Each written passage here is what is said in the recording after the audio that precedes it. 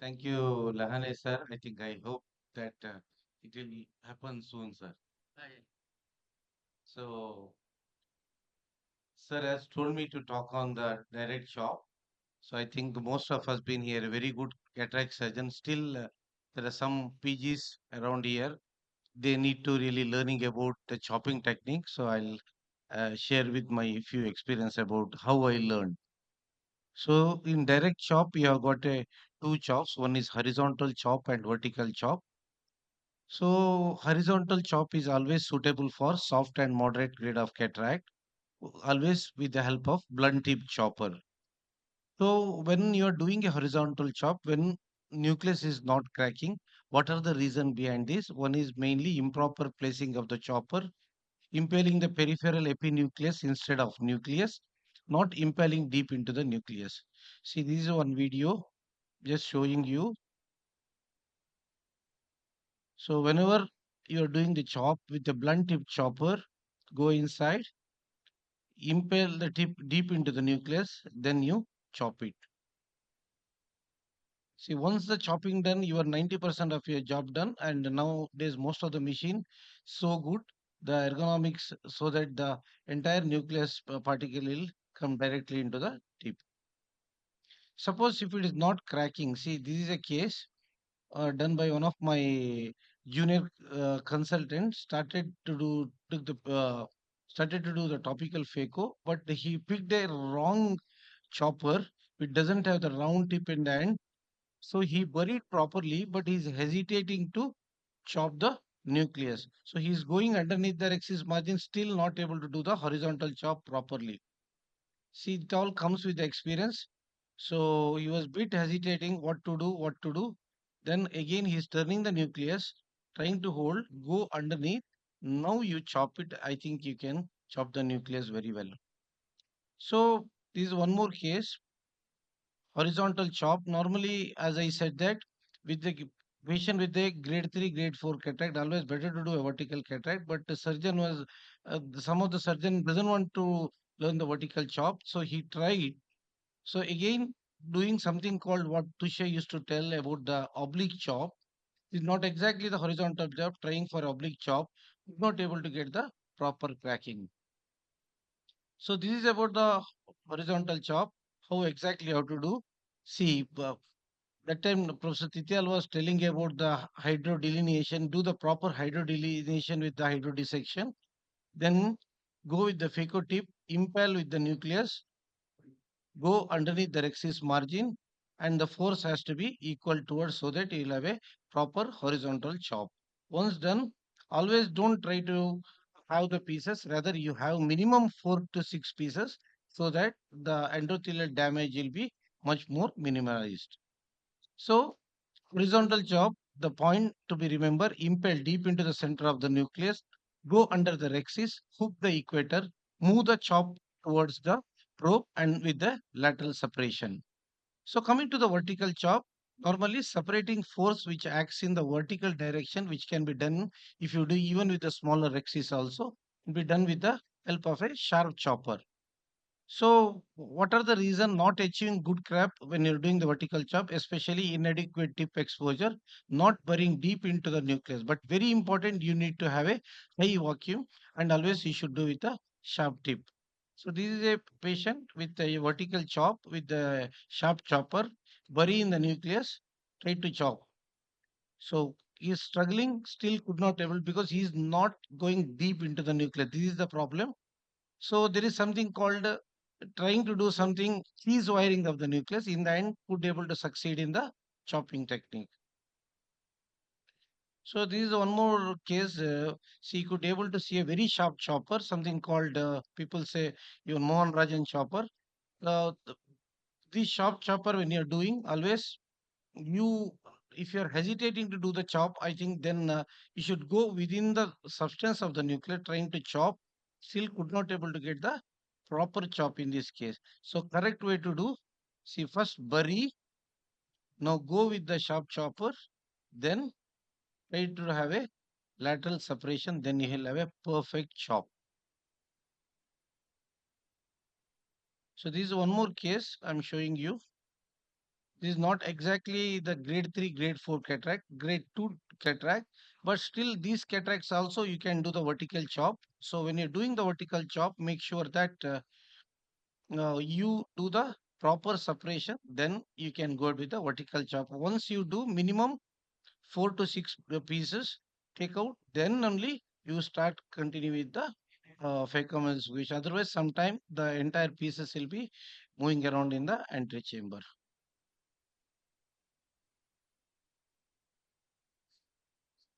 See, this is one more case, grade 3 cataract. See, when you do it, turn the nucleus around, then you chop it. Then I think you can go ahead with the entire phacoemulsification effort. Let's say when you're doing with the especially bent Kelman tip, with especially with the Alcon machine. So take home message: make sure that adequate tip exposure as per the grade of the nucleus. Always start subincisional so that you reach the core of the nucleus. Impale sufficiently into the depth of the nucleus. Chop when adequate purchase of the nucleus is confirmed. Always remember, bring the second instrument linearly towards the probe, then do the lateral separation. Patience is the key. Thank you. Uh, Kudlu, you already saved 2 minutes. You can present your tomorrow's presentation so Thank you. that you will be relieved. So that is a 6 minute presentation, and Kudlu will present his tomorrow's presentation. Yes, KP. Thank you, sir. Thank you for the opportunity because I had to catch a flight in the morning. So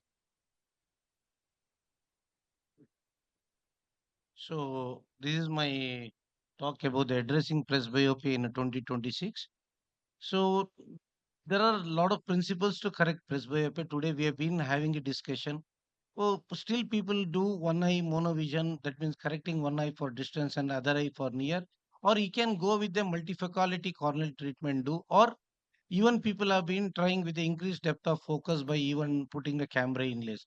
These are the overall gadgets of treatment for presbyopia. You can tackle sclera, the scleral implants or scleral incision, cornea with the multiple procedures. You can go with the contact lenses. Of course, you can got a big line of intraocular lens. So multifocal contact lens, still a lot of my friends been trying this. Basically, it's a aspheric lenses. You need to tell the patient that they have to wear in the morning and has to take out in the evening. This is one of the drug has been come in the market, especially pharmacological therapy for presbyopia. Basically, it's a parasympathetic drug that induces the myopsis by increased depth of focus. Normally, tagged within 15 minutes, duration will be around 6 to 8 hours. So, a lot of intraocular lens been tried in the uh, market, especially with the multifocal lens. There comes a trifocal lens with the added advantage of intermediate vision.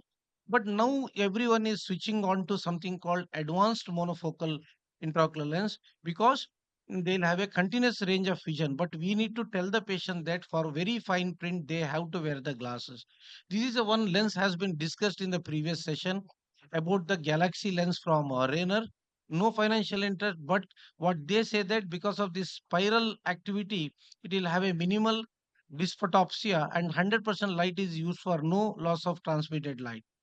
This is the one more lens I've been just started using this called femto CEDOF lenses.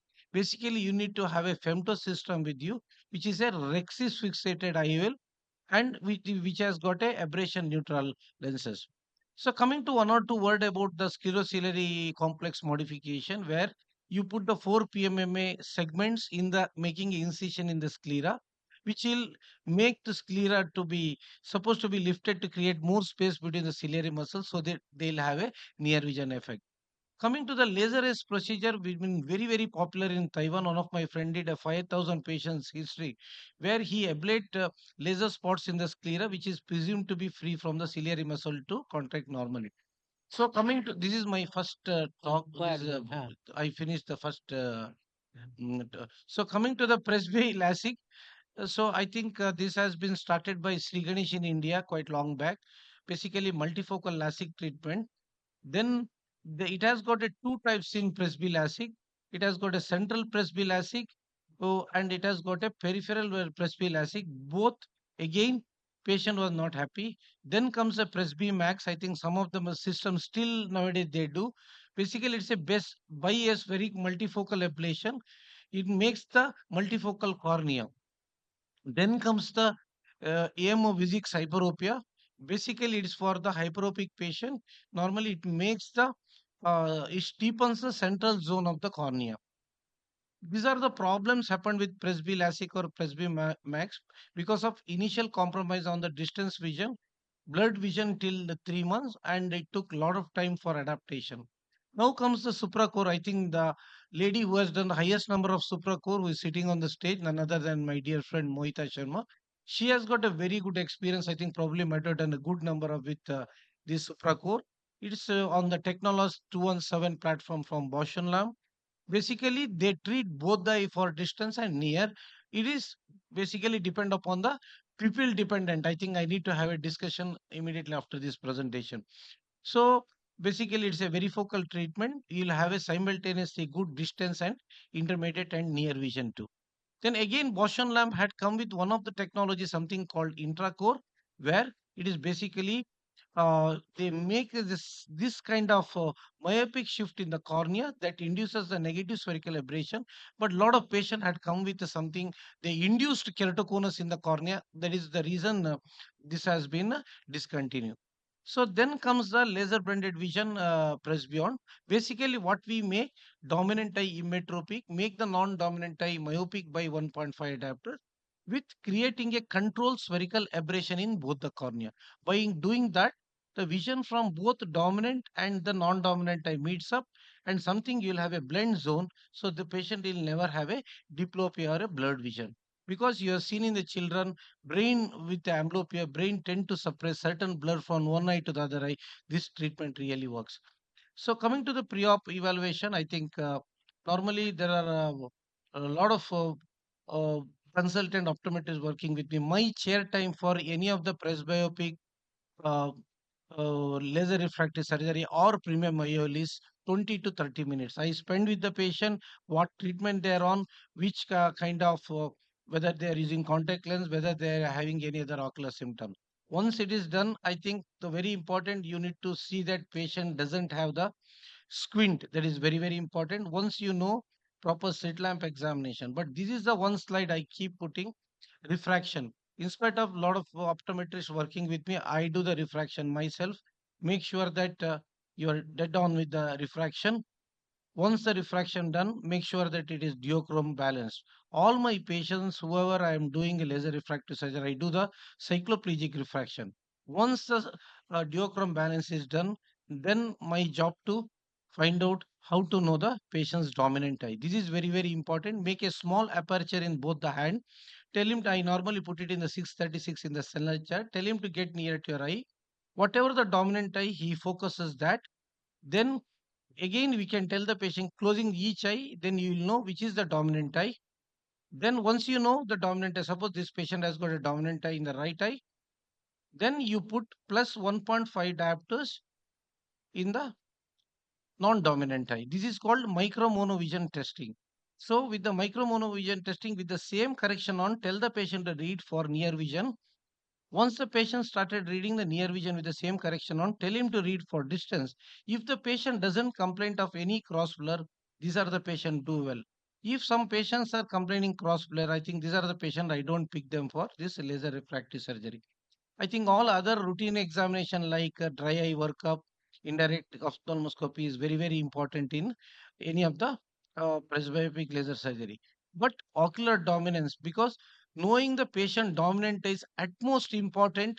Today also David Chang talk you would have seen mix and match IOLs. Again, for dominant eye, you dead on with the 6-6 vision. For non-dominant eye, you can put multifocal, trifocal, no problem. But dominant eye has to be perfect with the good lenses. Once this is done, some 90% of the patient will have a dominant eye clear cut, but there are some patient will have a alternate dominant eye. You need to keep eye on that. For that patient, I think you have to be very very careful. So I do with the other investigation like a aberrometry, Vosk analyzer, and the entire system will be like a recorded in the CRS master special computer system provided by the ZEISS. Then the entire data is transferred to the examiner system. But this is the one important test I do in all laser refractive surgery, that is eye trace, to know the dysfunctional lens index. If the patient DLI shows that patient is having cataract, don't pick them for this laser refractive surgery. Once it is done, the entire data has been transported into the examer system. So I do have got a Visumax. This has been like a 15th year. The third machine I bought in India. Once the flap done, the patient has shifted from the femto table to the examer table. It's simple as how you do with any of the examiners, to lift the flap, then go ahead with the treatment, because treatment already planned in the CRS master for that particular patient. So you have to just feed the treatment profile inside the system, then the entire system will take care about the treatment. Once the treatment done and flap has been reposited back, so 97% of the patient tolerate this treatment. Basically, it's a not depend upon the pupil size. You can do wide range of power depending upon the Paki value. All my patient had a very good intermediate and near vision with no significant night vision problem. So in the end, best option you have got like multifocal lens, trifocals, corneal lenses, presbyLASIK, supracore, presbyon. But if you think about all this, as far as the distance vision concerned, intermediate vision concerned, near vision, night driving problem, pupil size, adaptation, reversibility, definitely Presbyon will have a edge over any of these treatment available in the market. I thank Ajanta Pharma. One or two word about Ajanta Pharma today. Ajanta Pharma is the one company I've been working with last 25 years. And this is the company who launched the every product in Indian ophthalmology. We should give them a big applause, because they have been getting the product first time in Indian market is Ajanta Farm. Always, I got a lot of respect for this company. This company is being lot of innovation and helping our ophthalmologists for scientific program. Definitely, they're just adding this technology, that is a AFO. This is about the scientific program. Really added a more value in the life of every ophthalmologist. Again, I thank the everyone. All I think Chief is here. Amit Sharma ji. Everybody done a fantastic job. I think keep working with Ajanta. Thank you, one and all. Thank you, Kudlu. Thank you, Ragini. Thank you, Rishi. Thank you, Manoj and Mohita. And thank you, Ajanta Pharma. And thank you, you all.